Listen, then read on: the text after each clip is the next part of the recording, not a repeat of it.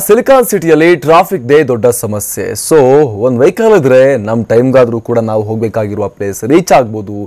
ಯಾವ್ದು ತಗೊಳ್ಳೋದು ವೆಹಿಕಲ್ ಅಂತ ಇದ್ದವರಿಗೆಲ್ಲ ಈ ಆಟೋಮೊಬೈಲ್ ಎಕ್ಸ್ಪೋ ಒಳ್ಳೆ ಅಪರ್ಚುನಿಟಿ ಕೊಟ್ಟಿದೆ.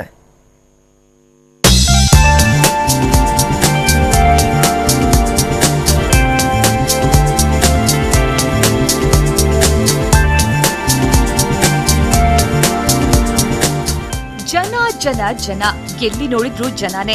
ಕೆಲವರು ವೆಹಿಕಲ್ ಫೀಚರ್ಸ್ ಬಗ್ಗೆ ಕೇಳ್ತಿದ್ರೆ ಇನ್ನು ಕೆಲವರು ಸೀದಾ ಬುಕ್ ಮಾಡೋದೆ. ಇಂಥ ಚಾನ್ಸ್ ಮತ್ತೆ ಸಿಗುತ್ತೋ ಇಲ್ವೋ ಅಂದ್ಕೊಂಡು ಇಷ್ಟ ಆಗಿದ್ದನ್ನ ಕೊಳ್ಳೋದೆ. ಅದ್ರಲ್ಲೂ SBI ಕಡೆಯಿಂದ ಲೋನ್ ಬೇರೆ ಕೊಟ್ರೆ ಬಿಡ್ತಾರಾ?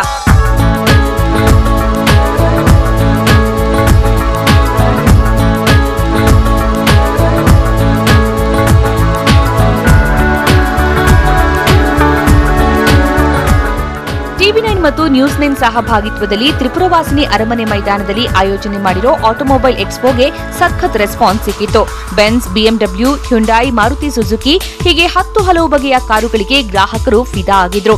2 ವೀಲರ್ ಬೇಕಂದ್ರೆ 2 ವೀಲರ್, 4 ವೀಲರ್ ಬೇಕಂದ್ರೆ 4 ವೀಲರ್ ಬುಕ್ ಮಾಡ್ತಾ ನೆಚ್ಚಿನ ವಾಹನವನ್ನ ಖರೀದಿಸಿದ್ರು.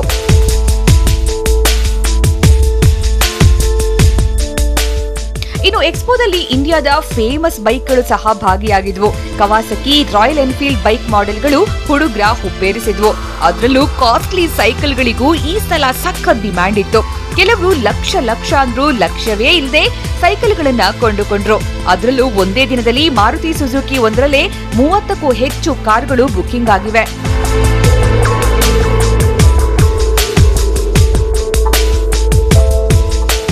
ರೆಸ್ಪಾನ್ಸ್ ತುಂಬ ಚೆನ್ನಾಗಿದೆ. ಆ್ಯಕ್ಚುಲಿ ನಾವು 4ನೇ ಸಲ ಪಾರ್ಟಿಸಿಪೇಟ್ ಮಾಡ್ತಾ ಇರೋದು ಈ ಇವೆಂಟಲ್ಲಿ.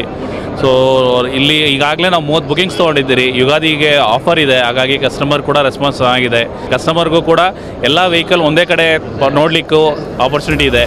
ಇಂದು ಕೂಡ ತ್ರಿಪುರವಾಸಿನಿ ಅರಮನೆ ಮೈದಾನದಲ್ಲಿ ಆಟೋಮೊಬೈಲ್ ಎಕ್ಸ್ಪೋ ನಡೆಯಲಿದ್ದು ಲಾಸ್ಟ್ ಡೇ ಆಗಿದೆ. ಸೊ ಸಂಡೇ ಬೇರೆ ಆಗಿರೋದ್ರಿಂದ ಯಾವುದಕ್ಕೂ ಒಂದ್ಸಲ ವಿಸಿಟ್ ಕೊಡಿ.